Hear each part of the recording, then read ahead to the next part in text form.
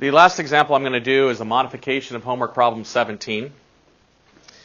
I want to find the volume of the region bounded by y equals 2 minus x, y equals 1, x equals 0, rotated around the x-axis. So 2 minus x would be that curve. Y equals 1 would be this line. So what I want to do is I want to find the volume of that triangle rotated about the x-axis. So this would be what my shape would be.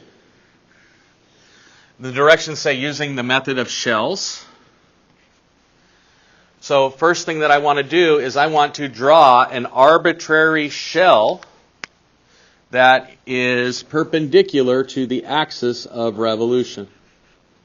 So that right here is a shell that is perpendicular to the axis of revolution. Notice here my shells are going to be added up in the y direction. So I have to have this equation solved in terms of y. So subtract 2. And then negate both sides. And that would give me my equation solved in terms of y. Okay, now write the integral. The integral from 2 pi of the radius. That's the radius of my shell, which is the distance between here and here. So if I'm integrating this way, that distance is y. Times the height of my shell. Well, the height of the shell is the distance between the y-axis and the curve. The distance between the y-axis and the curve is the equation of the curve. And the thickness of my shell, is my dy. Multiply out.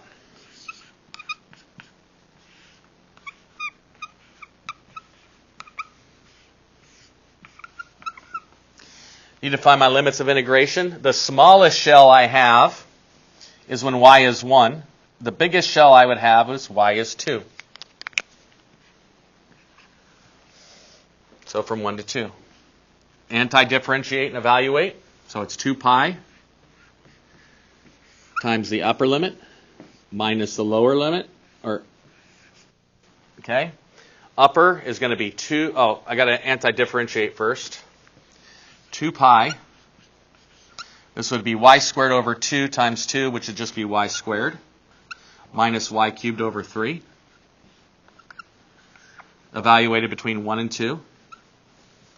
So upper limit is 2 squared minus 2 cubed over 3. Put a 1 in now. 1 squared minus 1 cubed over 3. So that gives me 2 pi, 4, minus 8 thirds, minus 1, minus 1 third. 4 minus 1 is 3. Negative 8 thirds minus a minus 1 third is negative 8 plus 1 third, which would be minus 7 thirds. Lowest common denominator is 3, so I have 9 thirds minus 7 thirds, which is 2 thirds. Multiply it out, and I get 4 pi over 3 would be the volume. Notice I could have also done this problem using the washer method, but if I was doing the washer method, I would be integrating along the x-axis and not the y-axis. So again, if you're given the option, choose whichever one you want to use.